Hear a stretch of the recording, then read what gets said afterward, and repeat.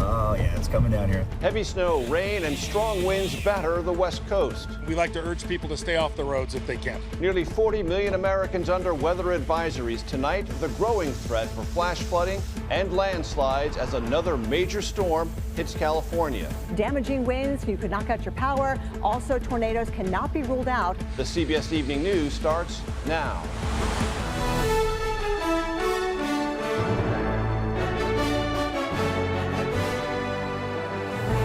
Good evening, everyone. Thank you for joining us. I'm Major Garrett in for Nora. We begin tonight with nearly all of California under the threat of dangerous weather, with yet another atmospheric river slamming the West Coast. Torrential rains, snow, damaging winds, and possible tornadoes are expected in this multi-day storm, bringing threats of severe flooding and mudslides. Flash flood warnings are in effect for parts of Los Angeles County, while residents in the Santa Monica Mountains and Hollywood Hills have been warned to be ready to evacuate due to the possibility of mud and debris flows. This is the second batch of storms to hit the region in recent weeks, leaving little time for rain-soaked hillsides to dry out.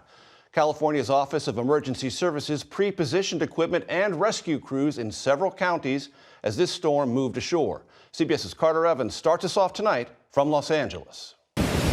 This latest atmospheric river is delivering another crushing blow to California. The overnight deluge made driving on roads treacherous in Sacramento and the Bay Area, resulting in spinouts and close calls. Adeline Martinez and her baby girl were in the back seat when their SUV crashed into a median. When the crash ended up happening, I woke up and the first thing was my baby. I checked her, she was fine. The state's central coast has already been inundated with more than 6 inches of rain in some areas. This is what Santa Barbara's airport looked like today. It was shut down and pinned under nearby rushing waters. A gruesome discovery. Right now, a swiftwater rescue team is recovering a body from the water over there. It's not clear if this is a weather-related death, but the body certainly came down this stream.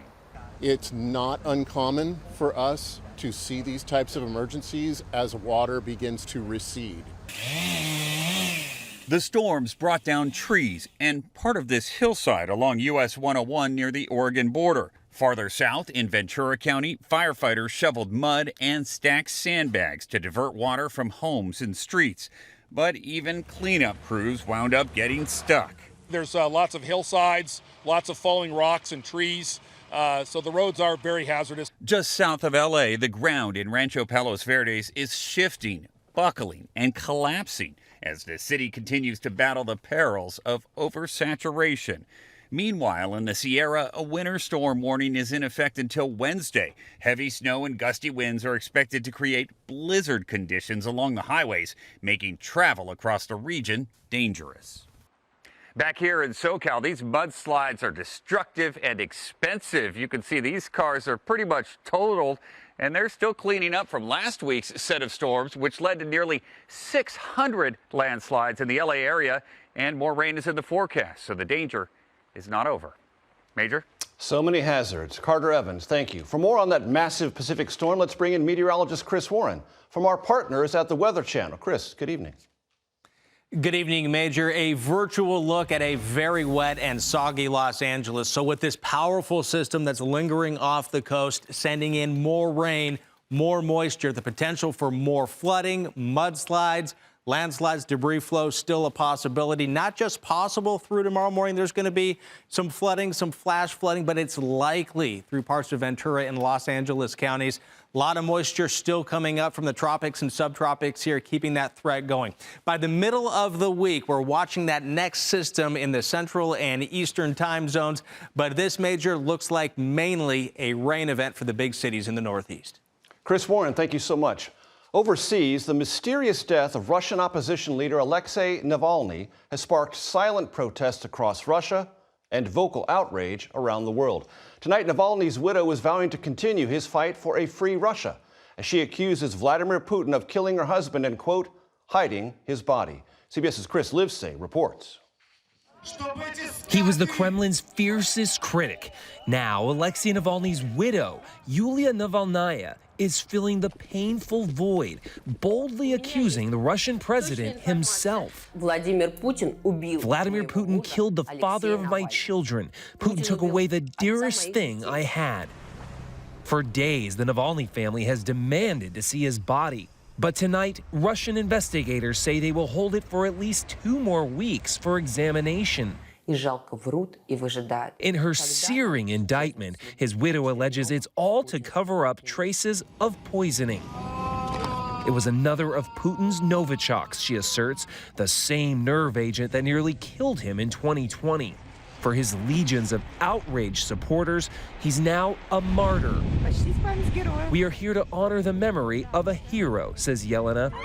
Vigils have been sprouting up across Russia, leading to roughly 400 arrests. As if speaking from the grave, Navalny sought to steal the spines of his supporters in a documentary just 2 years ago. My message when I'm killed is very simple: not give up.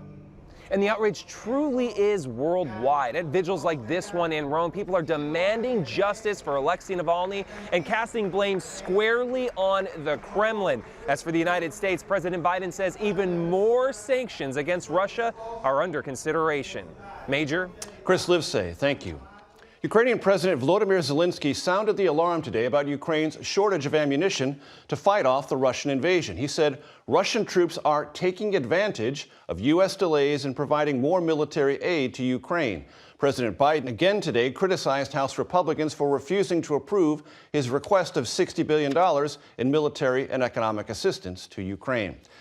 Now to the 2024 election, with South Carolina's Republican primary less than a week away. The state's former governor, Nikki Haley, is hoping for an upset, despite polls showing her down by double digits to current GOP frontrunner and former President Donald Trump.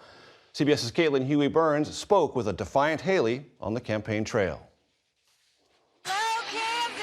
Trailing Donald Trump by more than 30 points in her home state, former South Carolina Governor Nikki Haley is plowing on. At the end of the day, we want to close that gap.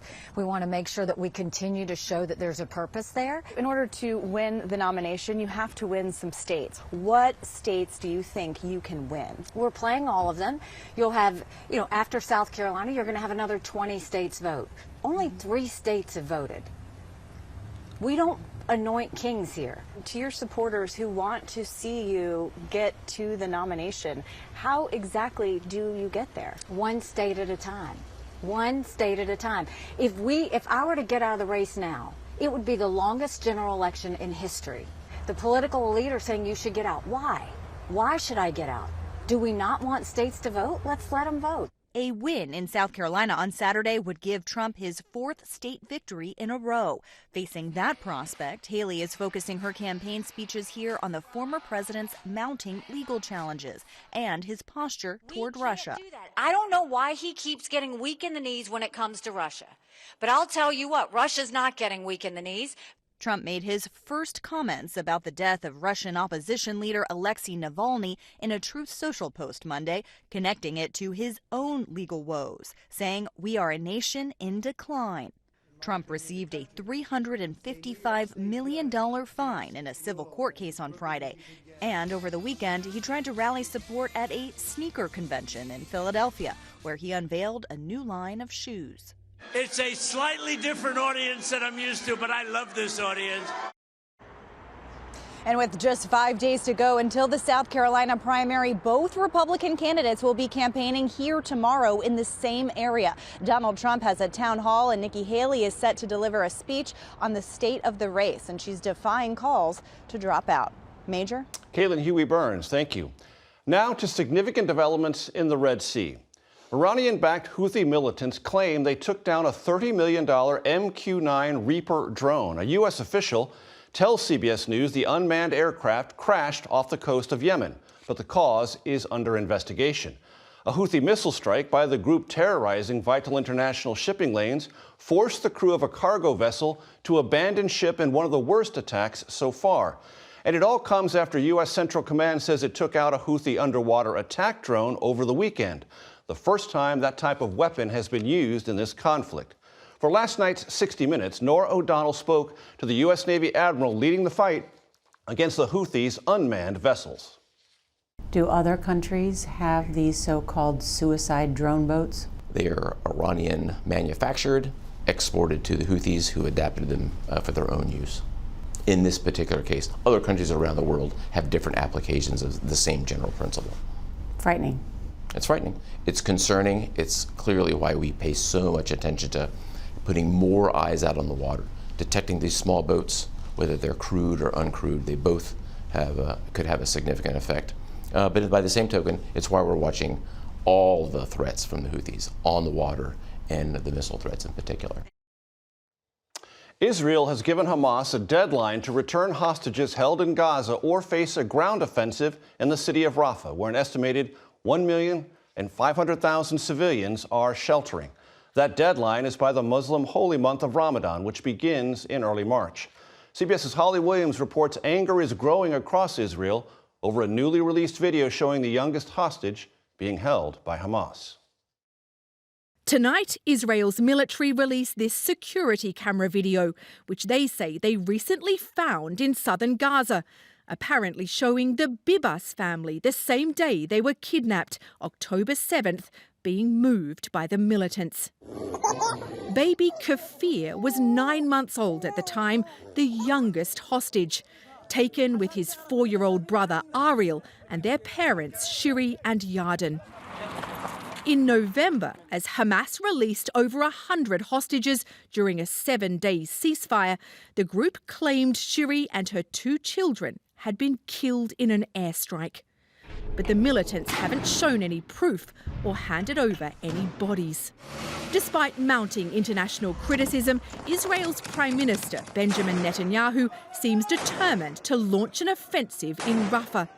Tonight, he vowed to punish the militants who took the Bibas family. We will bring these kidnappers of babies and mothers to justice. I say, give them what they want.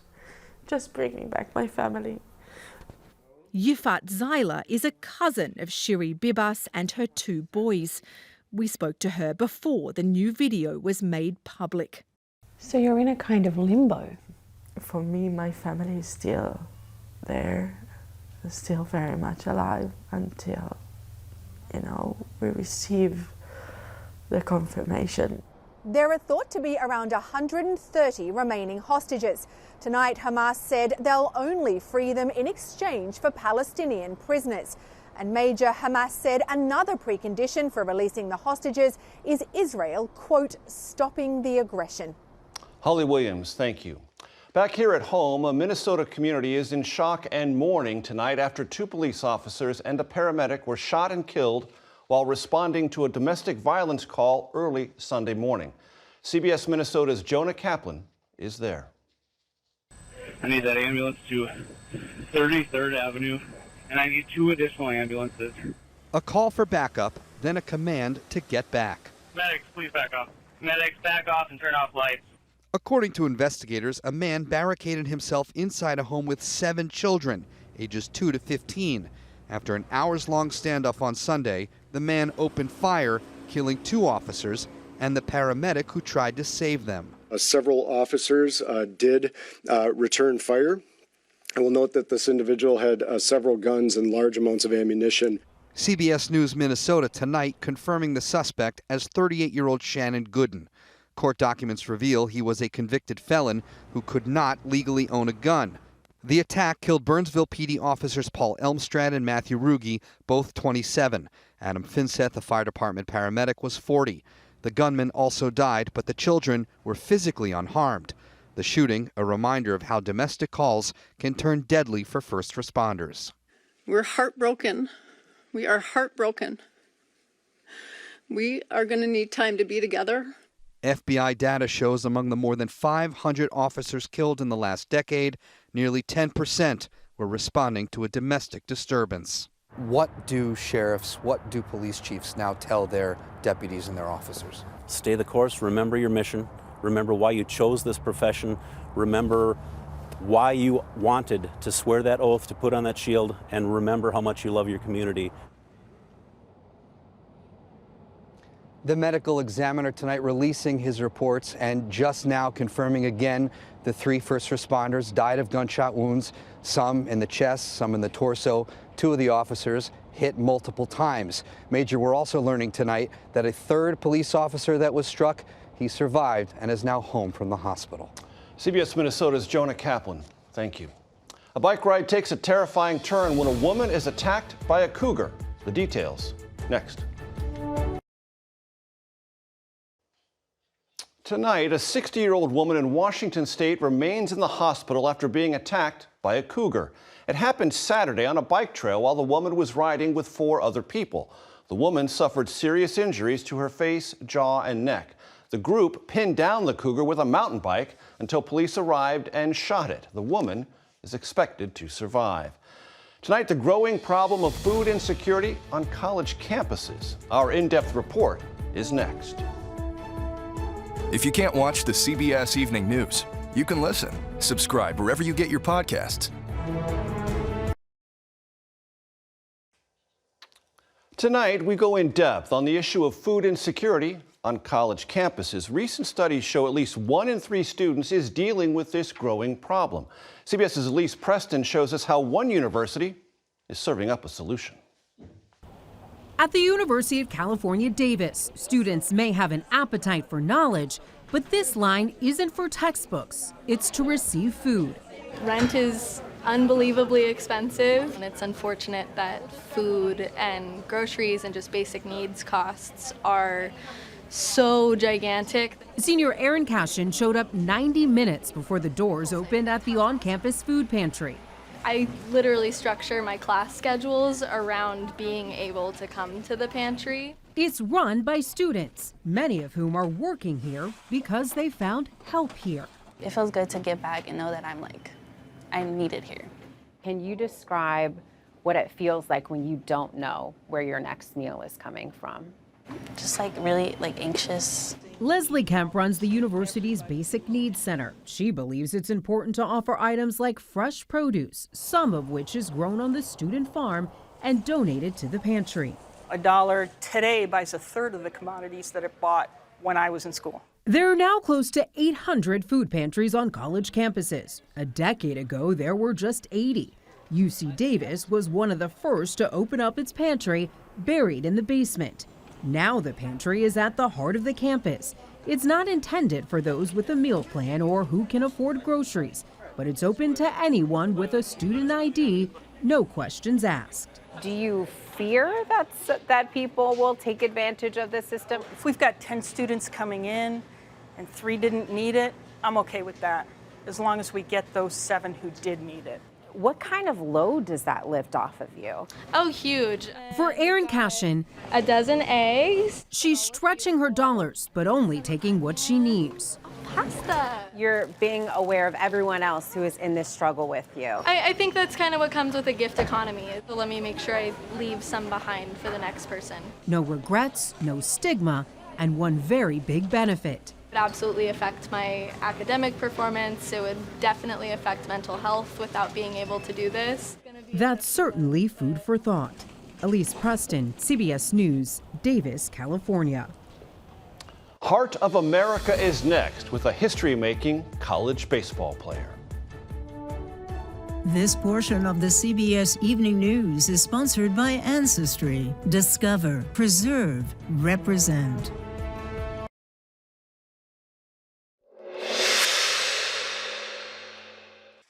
Finally tonight, our new series, Heart of America. This is when we highlight the women, men, and moments that inspire and provide hope from every corner of the country. Tonight, we celebrate college baseball player Parker Byrd. The East Carolina University sophomore is believed to be the first NCAA Division I player to play a game with a prosthetic limb. Byrd appeared as a pinch hitter in the 8th inning of Friday's game and drew a walk on 5 pitches. The home crowd gave him a standing ovation. Byrd, who lost part of his right leg in a 2022 boating accident, said taking the at-bat was, quote, absolutely phenomenal. Parker Byrd, tonight's Heart of America. And that is tonight's CBS Evening News. For Nora O'Donnell, I am Major Garrett.